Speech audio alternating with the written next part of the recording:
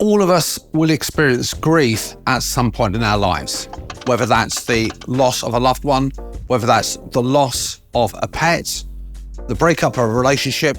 Grief will be felt in many ways. Likewise, in the world of business, business owners, those involved in businesses, will also experience grief. Now, you may be thinking to yourself quite naturally, what does grief in a personal context have to do with grief in a business context? Well, there are a lot of parallels. In 1969, Elizabeth Kubler-Ross, studying people who in the terminal stages of their life, came up with a model and identified 5 stages of grief called the Kubler-Ross grief cycle. And that has parallels and things that we can draw off in the business world. In this I Hate Numbers video, I'm going to outline what those 5 stages of grief are, the signs that we should look for in our business, and what we can do as a business to actually cope with those challenges and those stages of grief. I'll also add a caveat about the life cycle and one thing that we should be really careful with as well. Hi folks, my name is Mahmood. I'm a business finance fixer, author and tax advisor, owner of the firm I Hate Numbers and book of the same name. For nearly 30 years, I've been helping business owners of various sizes, shades and complexity make more money, reduce their stress and anxiety, and have the businesses they aspire to. And I'd like that for you. Let's progress on with the video.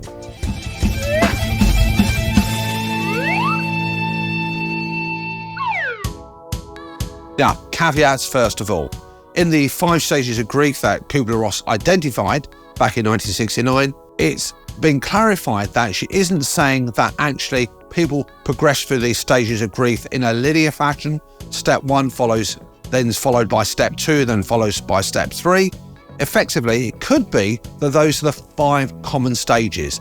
The length of time, the amount of intensity demonstrated in each of those stages will vary from individual to individual. Having said that, there are still lessons that we in business can learn from that when we're faced with grief, whether that's a loss of our business, whether that's a change that's happening, a restructuring, whether that means that we have to take action, whether that's the loss of a major customer, a major supplier. Grief and loss will be manifested in many different ways in business as well. The 5 stages of grief identified by Kubler-Ross are summarized in the mnemonic DADDA. What a mnemonic.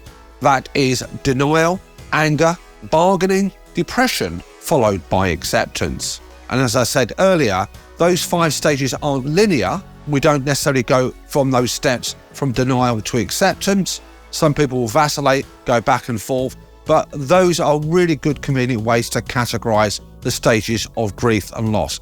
And loss and grief can be experienced in business owners. I myself have experienced that from a startup when things have not gone quite right. Those business owners that find that the writing's on the wall, they close their businesses down, or they close their businesses down consciously, or they lose a major customer, or you're an employee in a workspace and there's been a restructuring program, new ways of working. Grief and loss can be experienced in that way as well. And it would be ignorant to ignore that actually happens. So what do we mean by the actual denial phase? Well, denial is this idea of hiding under the duvet, this idea in your business here of not accepting what's actually going on. So even though your bank balance is showing a decline, even though you might be losing clients, you're working ferociously to stem the tide here, so you don't actually accept that things are going wrong. And that denial phase is a natural part of the process, and it happens to many business owners. We may not necessarily be keeping an eye on what's progressing in our business. Customers are being lost. We may be focusing our energies disproportionately here, but meanwhile, the business is suffering. The next stage that follows that is anger, and anger manifests itself in many different ways.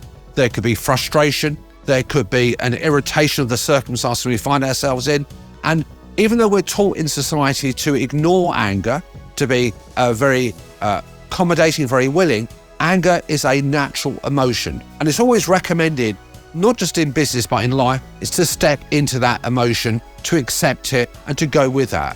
If you don't let your anger out, if you don't express that, then obviously that's going to be a bottling in emotion, and that's not something we want there as well. Now, it's not to say that you should let it go willy-nilly, uncontrolled. You should be seeking some support. You should vocalize that you are in that situation. And I'm by no means giving any medical advice in this video. I'm not qualified to do so. There are people out there that are more competent and qualified The key thing is that you recognize anger is an emotion that has to be expressed. We should, as these psychiatrists and well-being specialists should say, you should step into that anger and recognize it as part and parcel of that stage. The next stage is bargaining. And bargaining is typically not necessarily believing what's around us, thinking that to ourselves, or if we had done X, if we had done Y, if we had kept a closer eye on the progression of the business, keeping a closer eye on our business, we might have feelings of guilt. And guilt is really not something that's going to be very productive. It's a symptom, it's a sign, it's an emotion, but it doesn't actually help us, but it's still there nevertheless. If we could do things differently, we might be thinking to ourselves, we may not have the business that we aspire to, but we can't always turn the clock back. The fourth stage is depression. Now, I'm not necessarily meaning in a clinical sense where you're clinically depressed. And obviously, if you and those around you are recognizing that, then you need to seek support from those suitably qualified to do so. But depression, as again, is that feeling of sadness, that withdrawal element, that element of isolation. And depression manifests itself in many ways. You may keep everything that's going on in your business to yourself, not sharing that with friends, your network, your supporters, your family and your friends. And depression, as I said, will be a natural symptom of that. The last stage typically is the acceptance. Now, it's not saying, we're happy with what we got, but we accept that we're okay, even though the business itself may be closing down, the business may not be as we expect it to do, and the acceptance is a bit of a cathartic feeling, and we feel more comfortable in the position we find ourselves. Now, folks, those are the 5 typical stages of grief that's exhibited in our lives. And it also, I've seen over the years, it exhibits itself also in business. So if you find yourself literally at the end of the road, and in my opinion, by the way, the business in terms of its fatality, until those bailiffs lock on the door, there's always an option out there. So you should first of all see, are there things that you can do to fix what's going on? If you find that literally the writing is on the wall, that competitive pressure, the profit margins are declining, you're investing your own funds into that business, and it's unsustainable, it's taking a toll on your well-being, then if you're feeling that is the time to say goodbye, then recognize that you have those emotions going on. If you're managing a transition in your workplace, you're restructuring, you're reorganizing how things are done, there may be some redundancies in the air, then those employees will be facing those challenges and there'll be a loss of their position. So recognize them, give it that support, and give it that level of communication that it's required to do so. Symptoms typically, by the way, will be ones of feeling isolated, frustrated, anger, restlessness, not sleeping very well. And all those emotions that are building up here will not be very productive and very good here. But those are symptoms of that malaise that will be occurring.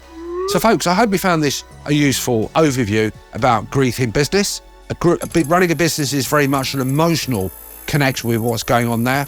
It's not just about practical tools that you need, but we've got human beings fundamentally running businesses, and we need to recognize what can go on when we change things and when things are manifesting themselves as a loss in our business. If you found it useful, I'd love it if you could share that with those who you feel would benefit. If you feel like you have something to add to this, I'd love to hear your thoughts. And you recognize those symptoms that I've outlined, and does it apply to you in your business, or has it applied before? Until next time, folks, I'll see you on the other side.